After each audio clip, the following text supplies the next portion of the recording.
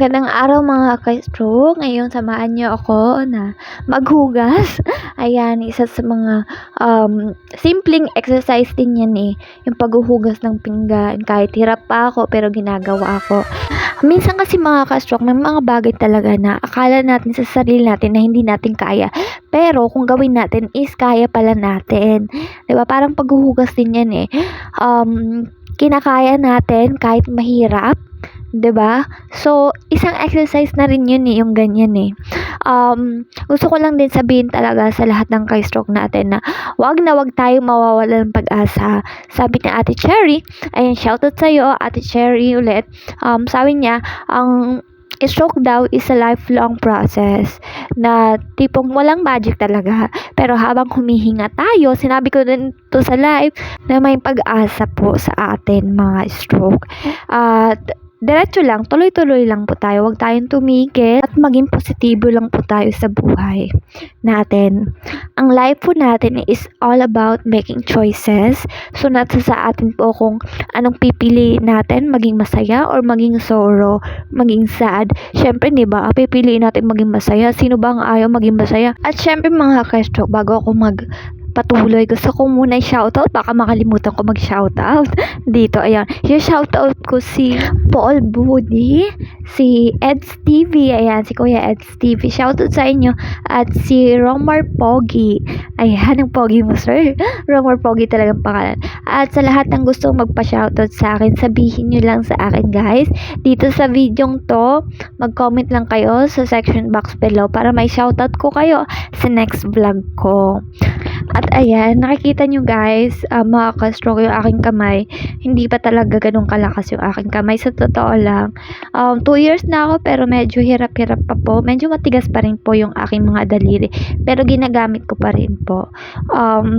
Kahit pa paano nakakapaghugas-hugas naman, o 'di ba, kahit hirap pa ginagawa hanggang sa masanay, hanggang sa maging okay yung aking kamay. Hindi ko lang talaga alam kung kailan maging okay. Ayoko ma-stress sa ganyang bagay. Basta, ang importante nakagalaw-galaw yung kamay ko, okay yun.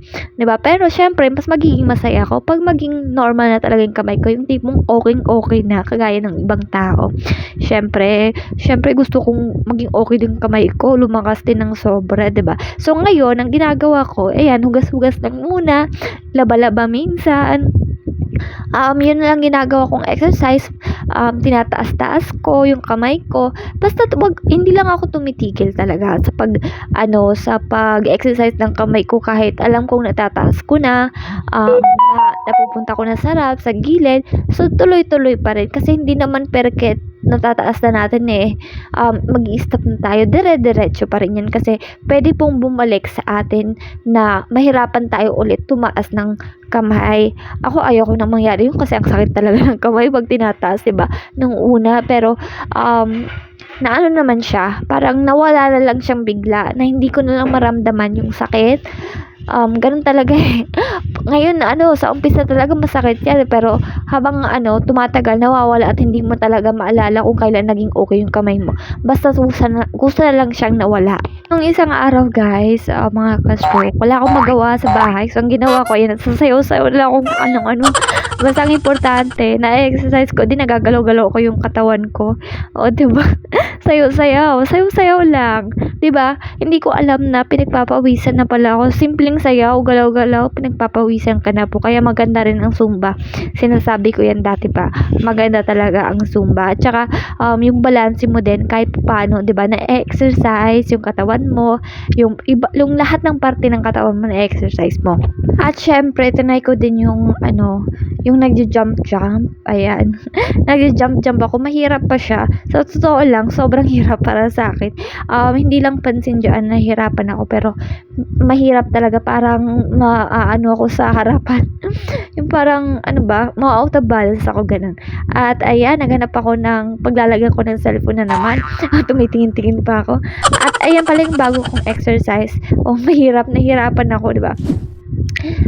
Sinabi yan sa akin ni Ate Cherry sabi niya sa akin about sa exercise na yan, maganda yan eh, pang balance din yan, pang sa paa din yan. Nauunat yung likod ng tuhod mo. Akala ko nga wala na akong sakit eh, pero yan medyo masakit-sakit ng konti kasi nauunat talaga siya.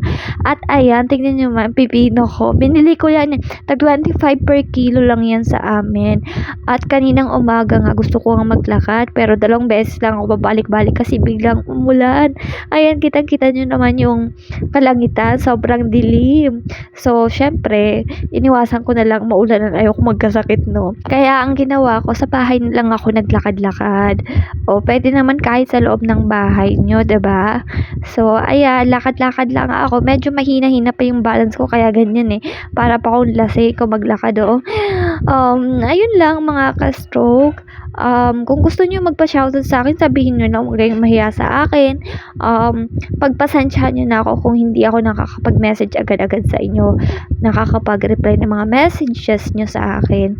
Kasi, alam niyo na, pinapahinga ko yung mata ko. Ayan. Tinatry ko ding sumayaw kanina. Ayun. Parang akong timang. Parang ewan. Na sumasayaw-sayaw. Ayan. Alam niyo ba yung sayaw na yan? Hulaan niyo. Alam niyo yan, alam ko. Pero malaking tulong din yan. Pinagpawisan ako niyan habang sumasayaw-sayaw ako, pinagpapawisan ako. Kasi kahit pa paano, 'di ba? Hindi ako nakapaglakad kanina, pero nagagalaw ko yung katawan ko dahil sa Zumba. 'Di ba? Kahit pa paano, kahit hindi as in sobrang exercise ang ginawa ko, stretching, pero yan, konting ganyan-ganyan lang eh. Pinagpawisan na ako mga ka-stroke. Wala lang, natatawa lang ako sa sarili ko para akong timang dyan. At ayan mga ka-stroke, next time po ulit. Thank you so much. Bye-bye.